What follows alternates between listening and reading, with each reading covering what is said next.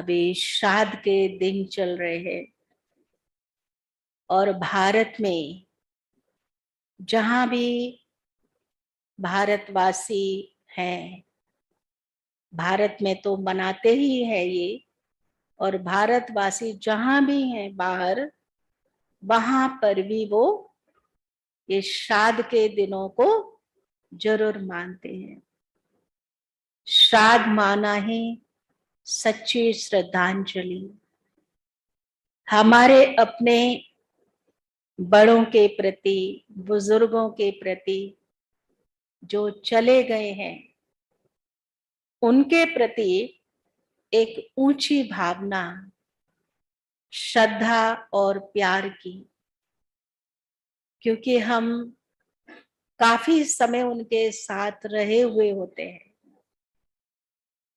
और जाने अनजाने में कभी कोई गलतियां भी हमसे हो जाती है।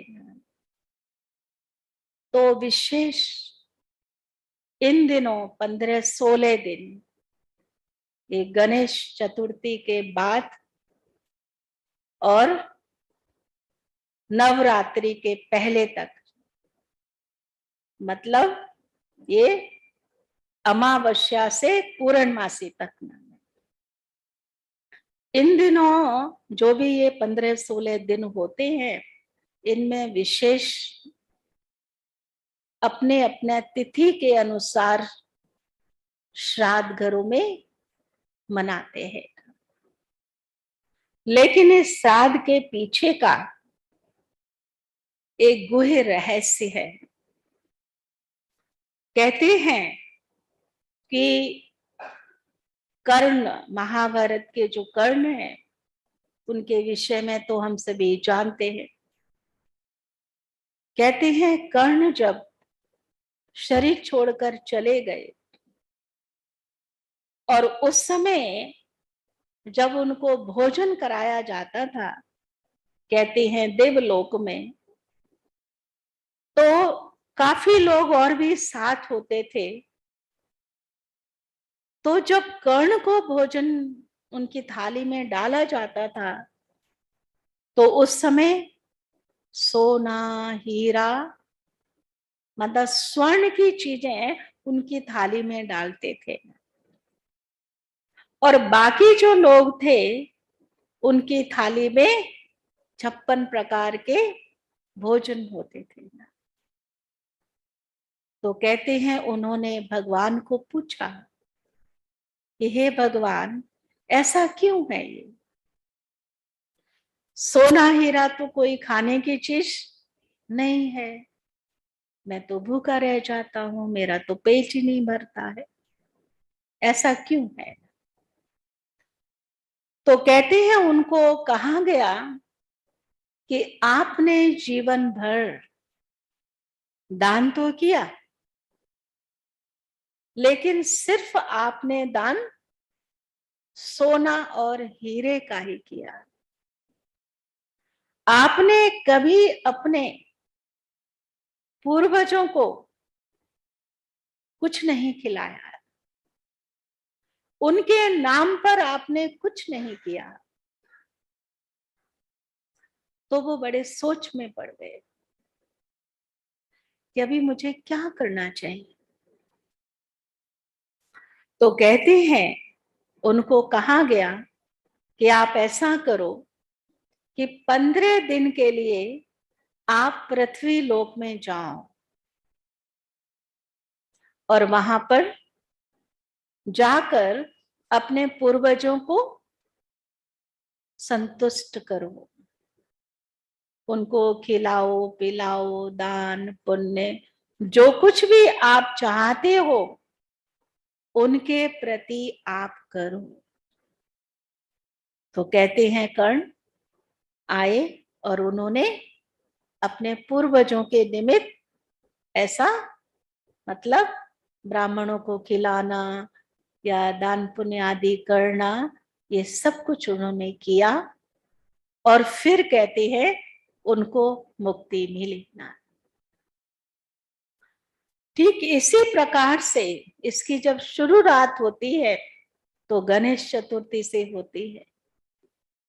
और गणेश जी के लिए कुछ बातें प्रसिद्ध हैं कि गणेश जी अपने माता पिता के लिए बहुत, हाँ कैसे थे, हाँ हम सब जानते हैं।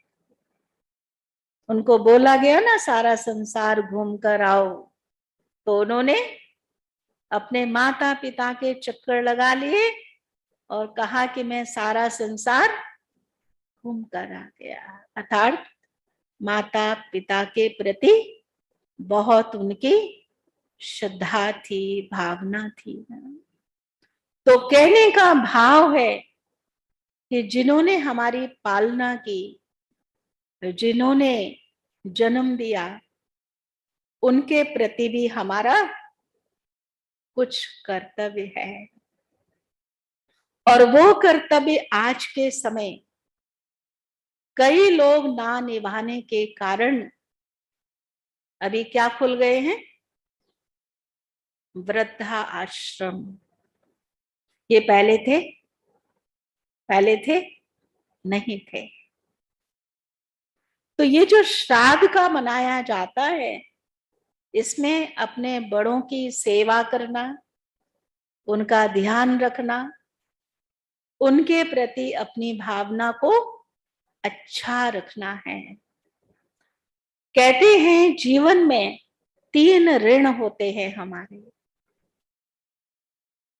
जिसमें पहला ऋण है पितृ ऋण, मतलब माता पिता का, कि माता पिता ने हमको, हम आज यहां तक है,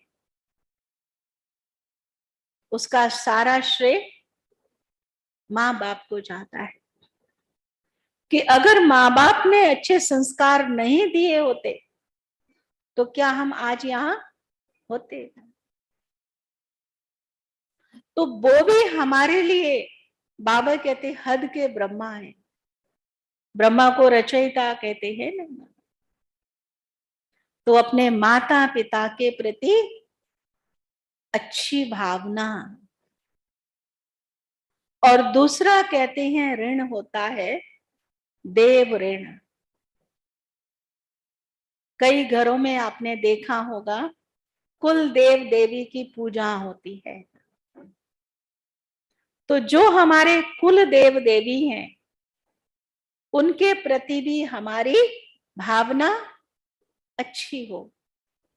क्यों ये सब बातें भक्ति मार्ग में हैं? क्योंकि इस बहाने इंसान कोई ना कोई श्रेष्ठ कर्म करता है, कोई ऊंच कर्म करता है, और हर श्रेष्ठ और ऊंच कर्म का कोई ना कोई फल होता है। तो वो ऋण चुकाना ना। और तीसरा ऋण है ऋषि ऋण कहते हैं। ऋषि को त्यागी, तपस्वी, ज्ञानी माना जाता है। तो हमारे जीवन में भी हमारे माँ बाप, हमारे टीचर, ऋषि मुनि आदि, जिनसे भी हमारी मुलाकात कभी ना कभी तो कोई ऋषि संत महात्माओं से भी होती है ना, तो उनके प्रति भी हमारा कर्तव्य है उनको सम्मान देना। क्योंकि आजकल क्या होता है, हम सब अपने आप को इतना ज्ञानी समझते हैं जो दूसरे को सम्मान नहीं देते हैं। तो ये 3 ऋण भी हर एक को अपने चुकाने हैं। अब बाबा हम बच्चों को तो इनसे भी ऊंची बातें समझाते हैं कि हम किसके बच्चे हैं। लौकिक माँ बाप के तो हैं ही हैं, परंतु शिव बाबा के बच्चे हैं, ब्रह्मा बाबा के बच्चे हैं। तो हमारे संस्कार, हमारे कर्म कैसे होने चाहिए, और बहुत ऊंचे होने चाहिए। एक कहानी मुझे और याद आ रही है, यही श्राद्ध के ऊपर। कहते हैं कि एक आत्मादेव नाम का ब्राह्मण था। तो उसको कोई संतान नहीं थी। और जब संतान नहीं होती है लौकिक में, तो बहुत अपने आप को कमजोर फील करते हैं। हमारे ज्ञान की बात तो अलग है, हमें तो बाबा मिल गए इसलिए कोई बात नहीं होती है, परंतु लौकिक में इस बात को बहुत गंभीरता से लेते हैं। तो वो बहुत परेशान थे कि बच्चा नहीं है, बच्चा नहीं है, इससे अच्छा तो मैं अपने आप को खत्म कर लूं तो अच्छा है। तो कहते हैं कि ऐसे सोच सोच कर वो एक नदी के पास पहुंची कि इस नदी में डूबकर मैं अपना अंत कर लूंगा। तो जैसे ही कहते हैं वो नदी के पास पहुंचे और वहां से एक सन्यासी आए, वो स्नान करके नदी से और निकले वहां से, और आत्मदेव के साथ उनकी मुलाकात हुई। और जब मुलाकात हुई तो उन्होंने पूछा कि आप क्यों आए हो यहाँ पर। तो कहा कि मैं अपने जीवन से बहुत परेशान हूं और मुझे कोई संतान नहीं है। अगर एक संतान होती तो अच्छा था। तो वो जो सन्यासी थे वो बहुत कहते हैं पहुंचे हुए थे। उन्होंने एक फल निकाला है ना, उनका जो झोली होता है ना, उससे एक फल निकाला और कहते हैं कुछ मंत्र पढ़ा, उसको हाथ में लिया और उसमें अपनी दुआएं, कृपा, आशीर्वाद सब उसमें भर दिया और कहा कि इसको आप अपनी पत्नी को खिला देना, जिससे आपको बच्चा जन्म हो जाएगा। तो कहते वो बहुत खुश हो गए और खुश होकर वो फल को लेकर अपने घर पहुंचे ना। तो उनकी जो पत्नी थी उसका नाम था धुंधली, है ना। अब देखो नाम कैसा था उसका, धुंधली ना। तो उसको उसने फल दिया और बोला कि तुम इस फल को खा लो और बच्चे का जन्म हो जाएगा। तो फल तो उसने ले लिया, लेकिन वो बहुत जैसे फैशन वाली, बहुत देह अभिमान वाली इस टाइप की थी ना। तो उसने सोचा कि अगर मैंने इस फल को खा लिया तो बच्चा हो जाएगा, मेरा तो फिगर ठीक नहीं होगा, फिट नहीं रहूंगी, ये वो सब, मतलब वो अपने देह की बातें सोचने लगी ना। और उसने क्या किया, वो जो फल था, उसकी एक बहन थी, तो उसने उस बहन को वो फल दे दिया कि ऐसा करो तुम इस फल को खा लो। और वो बहन पहले से ही प्रेग्नेंट थी ना। तो बहन ने फल तो ले लिया, लेकिन उसने कहा अगर मैंने इसको खा लिया तब तो पता नहीं क्या हो जाएगा। तो उसने क्या किया कि उसके घर में, धुंधली के घर में एक गाय थी, तो जो फल था उसने उसको गाय को खिला दिया। अब गाय को खिला दिया, थोड़े समय के बाद गाय से कहते हैं एक बच्चे का जन्म हुआ।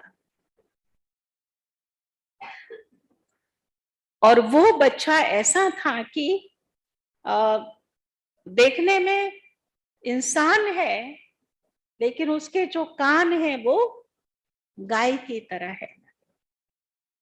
और कहते हैं उसका नाम था गोकर्ण। और फिर उसकी बहन को भी बच्चा हुआ, तो बहन ने क्या किया, अपना बच्चा अपनी दीदी को दे दिया, जिसने उसको वो फल दिया था। अब दीदी को तो कुछ भी नहीं पता है, वो तो यही सोच रही है कि ये फल खाने से बचा हुआ है और वही बच्चा इसने मुझे वापस कर दिया। और उसने फिर उस बच्चे का नाम रखा कहते अपनी राशि का नाम उसने दिया, और वो नाम था धुंधकारी। अब जैसी माँ वैसा बेटा नाम। तो धीरे धीरे धीरे धीरे कहते हैं वो बच्चा बड़ा हुआ, और जिसका नाम ही धुंधकारी हो उसका काम कैसे होगा? तो कहते वो तो बहुत मतलब परेशान करने वाला बच्चा, माँ बाप को परेशान कर दिया, इतना चोरी करना, गाली गलौज देना, बहुत जैसे उत्पात मचाना ना।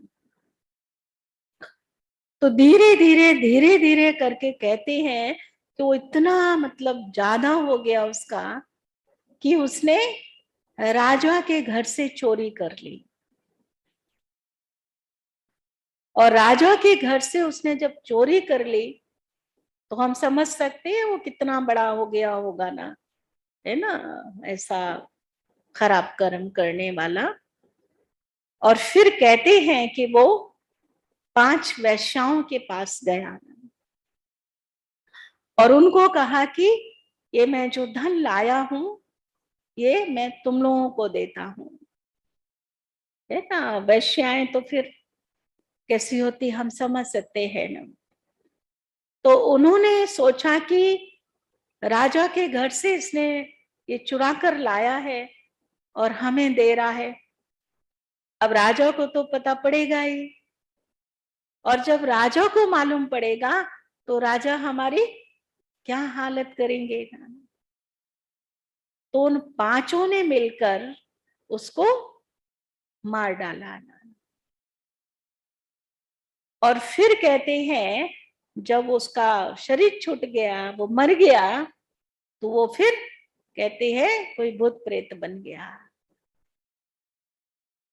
और जब वो भूत प्रेत बन गया तो वो भटक रहा है, चारों तरफ भटक रहा है, भटक रहा है।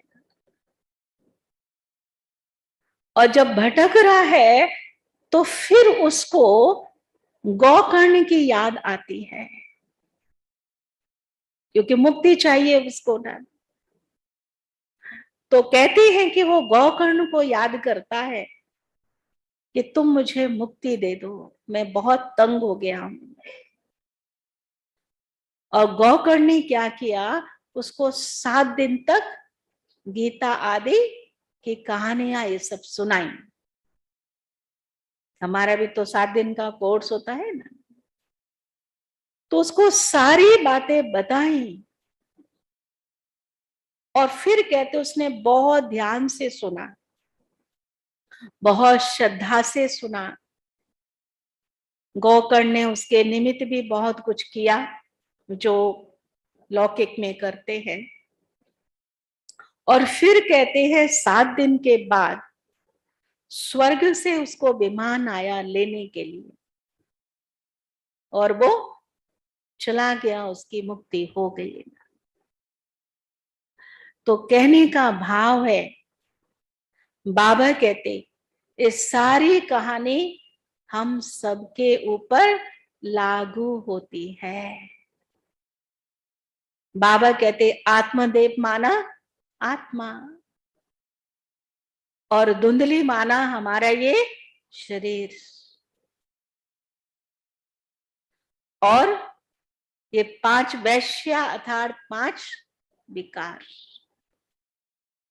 तो हम सभी आत्माएं जब देह भान में आ जाती हैं तो 5 विकार हमको बिल्कुल खत्म कर देते हैं। और जब 5 विकार हमको खत्म कर देते हैं और कहीं ना कहीं से हमें कोई ये कहता है कि आप शिव बाबा को याद करो, क्योंकि जो गोकर्ण है वो कहते हैं शिव का एक नाम है। तो हम सबको भी बाबा क्या कहते, शिव बाबा को याद करो, याद करो, याद करो। तो क्या होगा, हमारे भी पाप नष्ट होंगे और हम सबको भी मुक्ति, जीवन मुक्ति मिल जाएगी। हम भी बंधनों से मुक्त हो जाएंगे। कहते हैं 7 प्रकार के बंधन हैं। पहला बंधन है हमारे मन का। मन बांधता है ना, उलझाता है, परेशान करता है, बाबा को याद करने नहीं देता है। होता है ना, हम बाबा को याद करते हैं तो मन भटक जाता है। दूसरा बंधन है हमारे तन का। कई बार ये तन बीमार हो जाता है, चाहते हुए भी हम नहीं कर पाते हैं, तो इसका भी एक बंधन है। दूसरा बंधन है धन का। कभी धन कम है, चाहते हैं, होता नहीं है ना, तो धन का भी बंधन है ना। तीसरा बंधन है जन का, संबंध का। संबंधियों के द्वारा भी हमें बहुत बंधन आते हैं, विरोध होता है, कष्ट होता है, बहुत प्रकार की प्रॉब्लम्स आती है। और उसके बाद बंधन है, कहते हैं कर्म का। हमारे अपने ही बुरे कर्म हमको बांध लेते हैं। हम अच्छा करना चाहते हैं तो भी कर नहीं पाते हैं। फिर कहते हैं धर्म का बंधन है ना। अभी मैं इस धर्म का, वो इस धर्म का, वो इस धर्म का, धर्म के बंधन में बंध के जो अच्छाई है उसको भी हम भूलते जा रहे हैं। लेकिन बाबा ने कहा कि धर्म माना धारणा, अच्छी धारणा ना। बाबा ने कहा कोई भी धर्म के हो, उसी धर्म में रहो, लेकिन वहां की जो धारणाएं हैं वो जरूर करो, बाबा को याद जरूर करो। तो कहती हैं इस प्रकार से बाबा मिलने के बाद, शिव बाबा मिलने के बाद इन सब बंधनों से आत्मा मुक्त हो जाती है। इसीलिए ये जो 15-16 दिन श्राद्ध के मनाते हैं, फिर लौकिक में तो ऐसा मानते हैं कि जो श्राद्ध में सामान बनाते हैं वो कहते हैं कौवे को खिलाते हैं, कुत्ते को खिलाते हैं और गाय को खिलाते हैं। इन तीनों को ही क्यों खिलाते हैं, बिल्ली को क्यों नहीं खिलाते? कौवे को इसीलिए खिलाते हैं, कहते सीता को जब रावण ले जा रहा था तो बीच में जटायु मिला था और उसने बहुत कोशिश की रावण से छुड़ाने की, लेकिन उसके तो पंख काट दिए ना। फिर भी कहते राम ढूंढते ढूंढते पहुंचे वहां, तो उन्होंने बताया कि ऐसे ऐसे करके वो रावण इस दिशा में ले गया है सीता को ना। तो उसको भी कहते हैं सहयोगी ना। दूसरा फिर कुत्ते के लिए कहते हैं कि कुत्ता पांडवों के साथ गया था, तो पांडवों के साथ जाना माना अंत तक अपनी वफादारी निभाना। और गाय के लिए कहते हैं वो तो माता है हमारी, हिंदू धर्म में तो गाय का बहुत महत्व है। और गाय में कहते हैं 33 करोड़ देवी देवताओं का वास होता है ना। पहली रोटी कहते हैं गाय को खिलाना चाहिए और लास्ट की रोटी कुत्ते को खिलाना चाहिए, ऐसा हिंदू धर्म में मानते हैं ना। तो इन सब बातों का बाबा हम बच्चों को रहस्य समझाते हैं कि हमने आज जो यहाँ अपने बड़ों के प्रति खास ब्रह्मा भोजन रखा है, लौकिक में भी ब्राह्मणों को खिलाते हैं, है ना, आप सब भी खिलाते ही होंगे ना। तो ब्राह्मणों को खिलाने का मतलब ब्राह्मण शुद्ध पवित्र होते हैं ना, तो बाबा ने कहा ब्रह्मा कुमार कुमारियों से शुद्ध पवित्र और कौन होंगे। तो आज जो ये ब्रह्मा भोजन रखा है, ये विशेष हमारे जो बड़े हैं, बुजुर्ग हैं, जो चले गए हैं, आत्मा कहाँ पर भी है, आत्मा तो अजर अमर अविनाशी है, भले जन्म ले लिया है, लेकिन हमारा और उनके साथ जो संबंध था, जो कर्म था, वो तो खत्म नहीं होता है ना। बाबा तो कहते ड्रामा रिपीट होता है, फिर से वो हमें मिलेंगे ना। तो जो कुछ भी हम उनके निमित्त करते हैं, ये हमारी श्रद्धा है, भावना है, प्यार है और सम्मान है, जो उस आत्मा तक पहुंचता है।